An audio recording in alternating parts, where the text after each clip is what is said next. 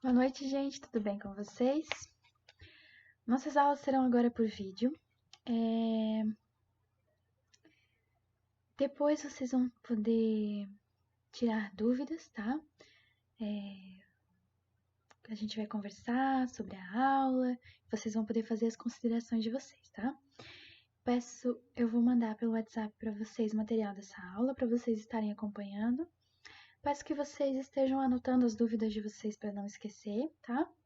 E semana passada nós terminamos o módulo 3, tá? Agora nós vamos começar o módulo 4 e a gente vai estar falando sobre seitas e heresias. Serão 3 aulas sobre esse assunto. É um assunto bem extenso, tem bastante conteúdo mesmo, e eu espero que vocês aprendam bastante com essa aula, tá? Vamos começar, amém? Em 1 Coríntios 3,11 fala: porque ninguém pode pôr outro fundamento além do que já está posto, o qual é Jesus Cristo. Então, Jesus Cristo é o nosso pilar, tá? E para definir um pouquinho o que é uma seita, o que é uma heresia, tá? Definir a seita. É um grupo que se separou de uma religião ou eles têm uma opinião, uma linha de conduta seguida por um número de pessoas, tá?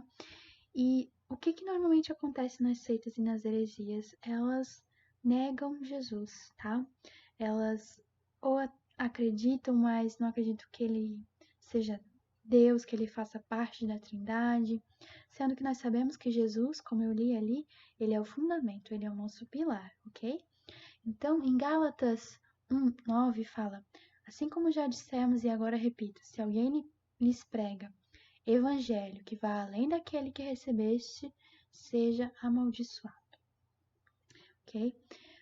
Heresia é definida como uma divergência em ponto de fé, que promove a divisão no corpo de Cristo, que eles negam a pessoa de Cristo, a sua divindade, que eu estava falando para vocês já, né? Em 2 Pedro 2:1 fala: assim como no meio do povo surgirão falsos profetas, assim também haverá entre vós falsos mestres, os quais introduzirão dissimuladamente heresias destruidoras até o ponto de renegarem o soberano Senhor, que os resgatou, trazendo sobre si mesmos repentina destruição. Ok? Essas são algumas definições da seita e da heresia, tá? Em Mateus 24:3-4, os discípulos estavam tendo uma conversa com Jesus. Eu vou ler para vocês. No Monte das Oliveiras achava-se a Jesus assentado. Quando se aproximaram dele os discípulos, em particular, e lhe pediram: diz-nos quando sucederão essas coisas, e que sinal haverá de sua vinda, e da consumação do século. E ele lhes respondeu: vede que ninguém vos engane. Então, Jesus nos adverte a não sermos enganados, a não nos deixar levar por qualquer engano, qualquer falso profeta, tá? Seguindo nessa passagem, ele fala sobre os acontecimentos do fim dos tempos e de como Satanás tentaria convencer a humanidade enviando muitos falsos profetas. E a gente vai estar estudando algumas das mais influentes doutrinas pregadas por esses falsos profetas e identificando, a gente vai ver também, à luz da palavra, a verdade sobre essas doutrinas que eles pregam, tá? Então, vamos falar um pouquinho sobre Testemunha de Jeová, tá? Foi fundada por Charles Rousseau. Ele nasceu em um lar presbiteriano na Pensilvânia, nos Estados Unidos, e ele tinha a finalidade de realizar estudos bíblicos com um grupo, e ele criou um grupo dentro da igreja que ficou conhecido como a Torre de Vigia. E ele começou a redigir a sua própria interpretação das escrituras sagradas em panfletos e livretos. E passou a distribuir esses panfletos, esses livretos. Ele escreveu a Bíblia usada pela seita Testemunha de Jeová, que contém a própria interpretação dele da Bíblia Sagrada, na qual ele acrescentou algumas coisas e retirou outras, tá? Essa seita tem como característica algumas predições que não aconteceram, como a volta de Cristo, Armagedon, o fim do mundo, tá? Alguns membros são instruídos a manter muito zelo e em tornar conhecidas as doutrinas. Eles se dedicam à venda de livros, como eu falei, e revistas, e eles batem de porta em porta. A outra característica é que eles não comemoram a data de nascimento com a família, tá? Então, algumas convicções da Testemunha de Jeová. Eles não acreditam que Deus não é trino para eles. E olha só, eu peço para vocês estarem lendo 1 Pedro 1 ao 2, tá? Gênesis 1, 26, tá? E Lucas 3, 21 ao 22 eu vou estar lendo. E aconteceu que, ao ser todo o povo batizado, também o foi Jesus. E estando ele a orar, o céu se abriu e o Espírito Santo desceu sobre ele, em forma corpórea, como pomba, e ouviu-se uma voz do céu: Tu és meu filho amado, em ti me comprazo. Outra convicção deles: o Espírito Santo é um fôlego, é uma força ativa de Jeová. Sendo que nós sabemos que o Espírito Santo tem todos os atributos de Deus. Ele fala. Em Apocalipse 2:11 diz: quem tem ouvidos ouça o que o Espírito diz às igrejas. Ok? Leiam também Hebreus 3 ao 7. O Espírito Santo revela. Lucas 2:26. Revelará-lhe o Espírito Santo que não passaria da morte antes de ver o Cristo do Senhor. Leiam também Lucas 24:49, porque lá diz assim: Ele reveste de poder. Eis que envio sobre vós a promessa do meu Pai. Permanecei, pois, na cidade, até que do alto sejais revestidos de poder. Ele está referindo ao Pentecostes, tá? Então, é uma passagem bem conhecida, né? Eles negam a divindade de Jesus, ou admitem que Jesus é um Deus menor, que não é digno de ser louvado, ou o confundem com um anjo, Miguel. Só que nós sabemos que Cristo é Deus. Em João 10:30, eu e o Pai somos um. Então, Jesus é um com o Pai, então ele é Deus, tá? Leiam também João 1, do 1 ao 3, tá? E João 1:14, tá? João 10, 33 ao 38. São referências que falam onde Jesus Cristo é Deus. Cristo é todo-poderoso. Leiam Apocalipse 1, do 7 ao 8, e Mateus 28:18. Cristo é eterno. João 18, desculpa. João 1:18. Ninguém jamais viu a Deus. O Deus unigênito que está ao lado do Pai é quem o revelou. Então, Cristo revelou a nós o Deus Pai. Cristo é o autor da criação. Leiam Hebreus 1, do 2 ao 10. Cristo foi exaltado. Filipenses 2, do 5 ao 11. Esse eu vou ler para vocês, tá? Tenham entre vocês o mesmo modo de pensar que Cristo Jesus tinha. Ele tinha a natureza de Deus, mas não tentou ficar igual a Deus. Pelo contrário, ele abriu mão de tudo o que era seu e tomou a natureza de servo, tornando-se assim igual aos seres humanos, e vivendo a vida comum de um ser humano. Ele foi humilde e obedeceu a Deus, até a morte de cruz. Por isso Deus deu a Jesus a mais alta honra, e pôs nele um nome que é mais importante de todos os nomes, para que em homenagem ao nome de Jesus toda criatura no céu, na terra e no mundo dos mortos caiam de joelhos e declarem abertamente que Jesus Cristo é o Senhor, para a glória de Deus Pai. Então, Cristo foi exaltado, ele foi honrado, ele recebeu a mais alta honra. Amém? Mais duas sobre Testemunha de Jeová. Eles acreditam que apenas 144 mil dos testemunhas de Jeová serão salvos. Só que a referência aos 144 mil contida na Bíblia é para o povo de Israel, tá? Leiam Apocalipse 7, do 4 ao 8, tá? Só que nós sabemos também que a salvação é para todos.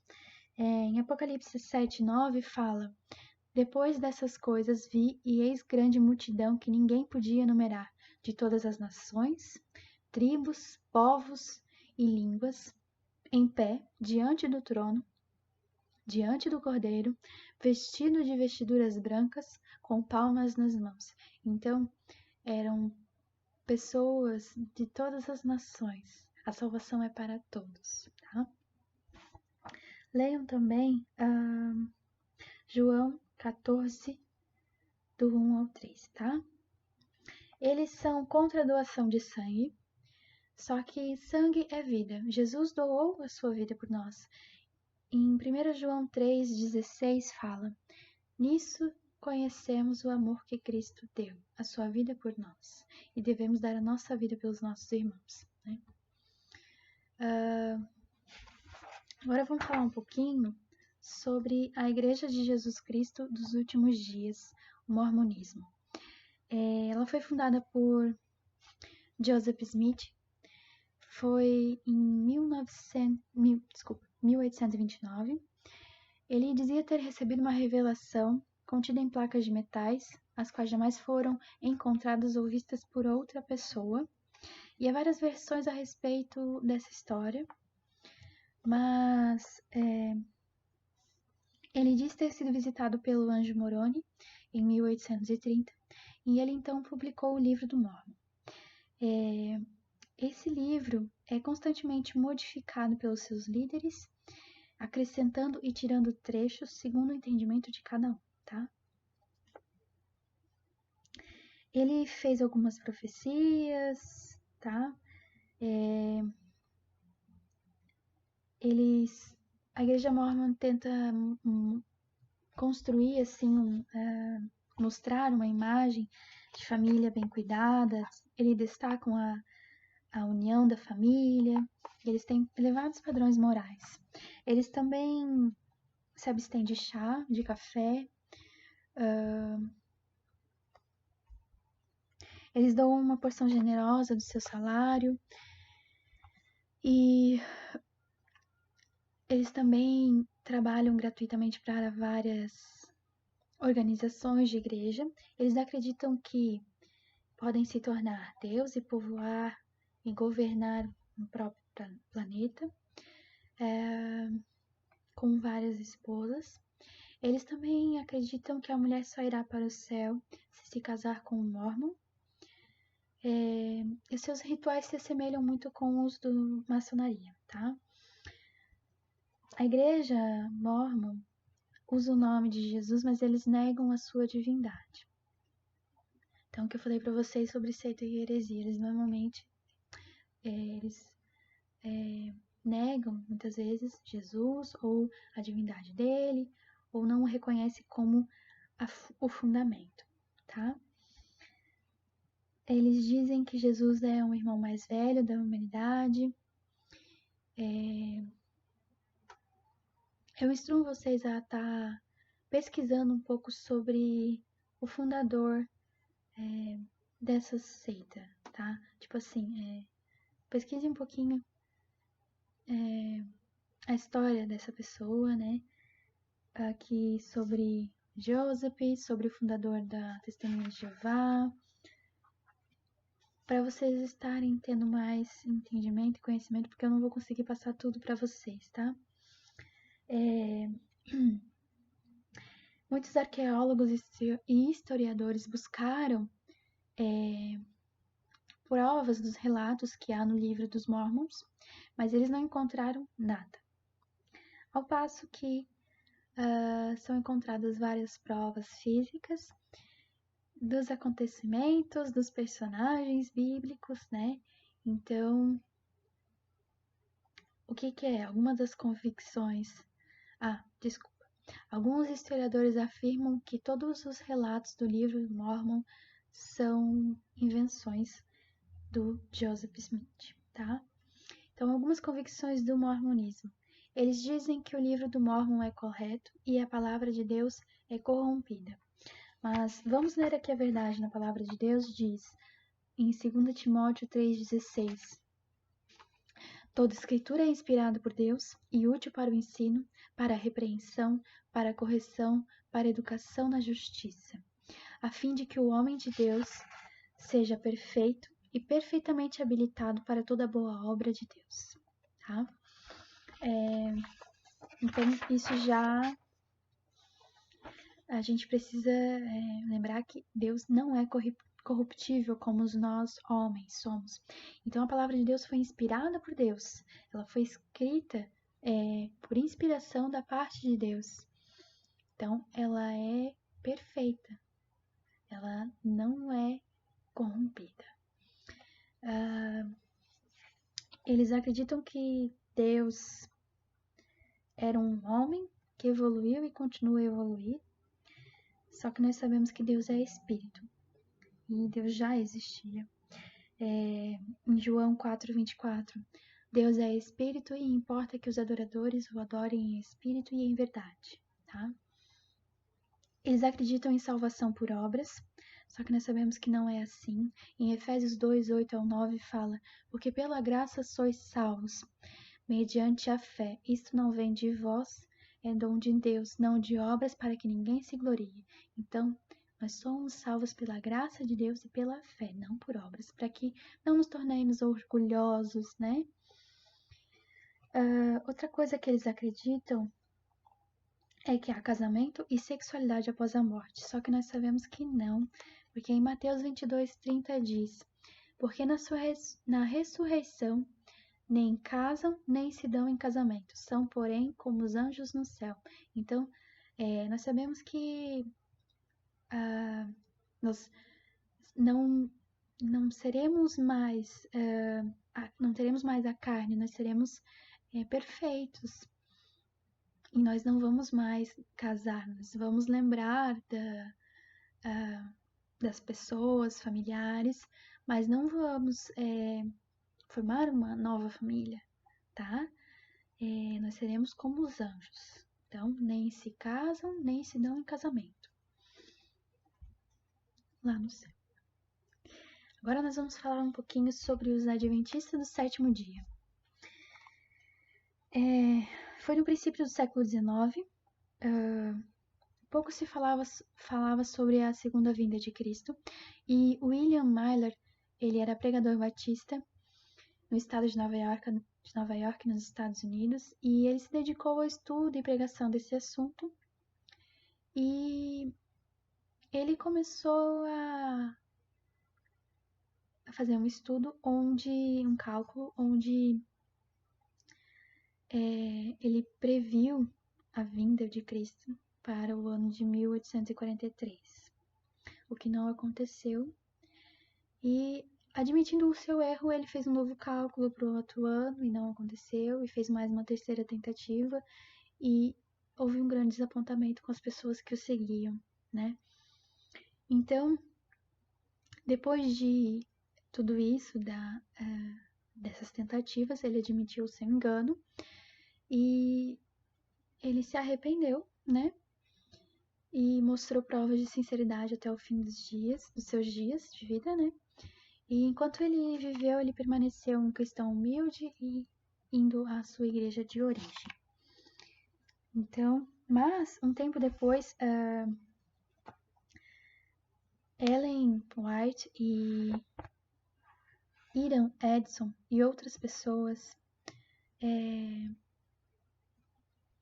afirmaram ter descoberto uma falha na revelação de Myler, e para eles Jesus não voltaria à Terra. Ele ia passar um tempo no santuário e somente depois retornaria. E ela fez outras datas para a segunda vinda de Cristo.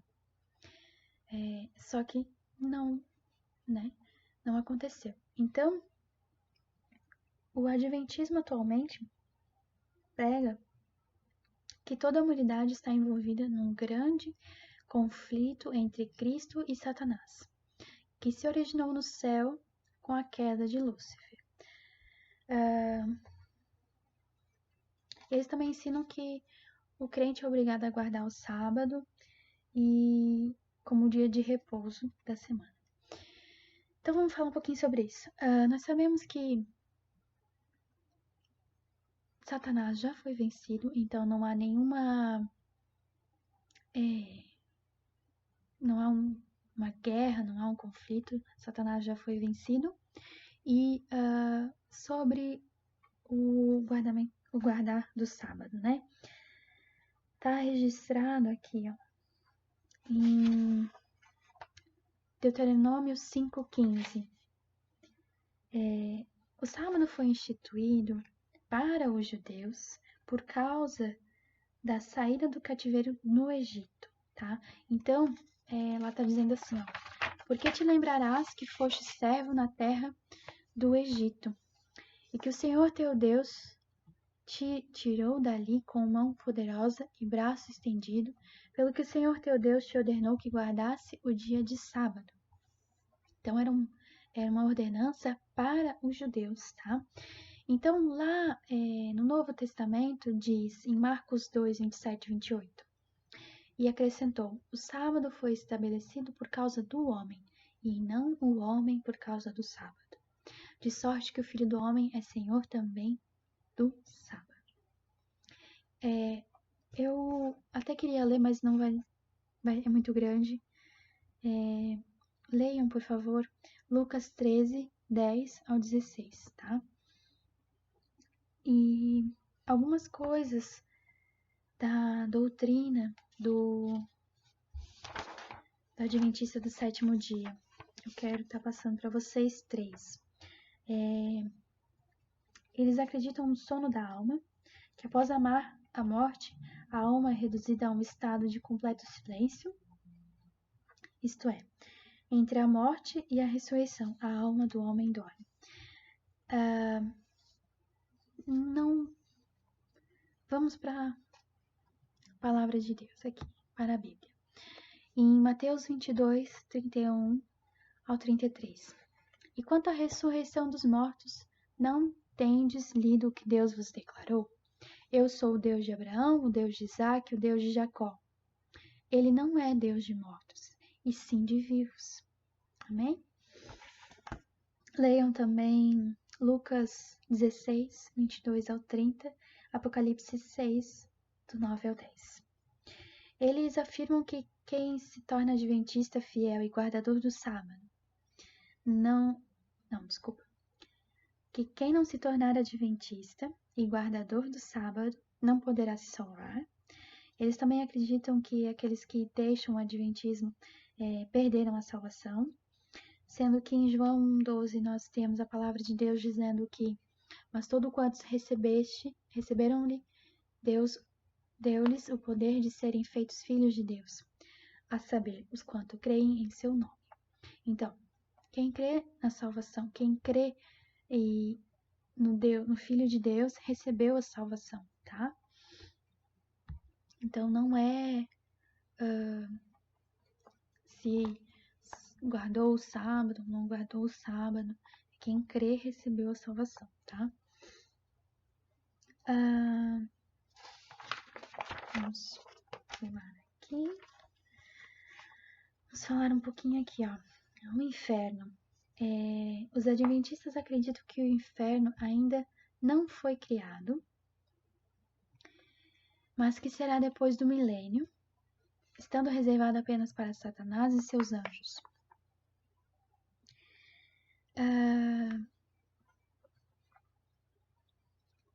A palavra de Deus fala em 2 Pedro 2, do 4 ao 9.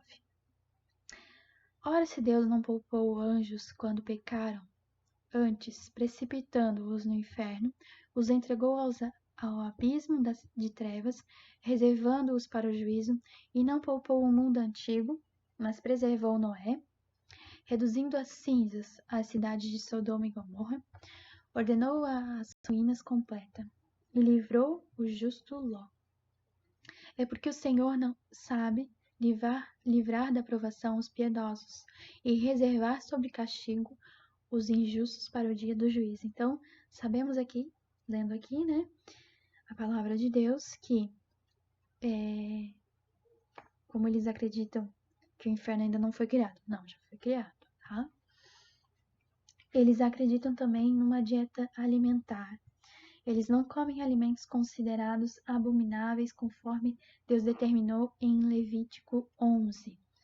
Mas o Novo Testamento nos dá liberdade quanto ao que comer, tá? Então, leiam 1 Coríntios 10, 27 e 31, tá? E Romanos 8, do 1 ao 2, está falando: agora, pois, irmãos, já nenhuma condenação há para os que estão em Cristo Jesus, porque a lei do Espírito da vida em Cristo Jesus te livrou da lei do pecado e da morte. Então, nós já fomos livres do pecado e da morte, tá? Então, não há condenação para o alimento que você come ou que você não come. Jesus mesmo fala na palavra que pior é o que sai da boca do que aquilo que entra pela boca, né? Então, isso está no livro de Mateus, agora eu não lembro o número para falar para vocês, tá? Mas é isso. Essa é a aula de hoje sobre seitas e heresias. A gente vai ter um tempo, como eu falei, para tirar dúvidas depois, tá? Fica com Deus, Deus te abençoe, que tenha uma semana de bênçãos, tá? Tchau, até mais.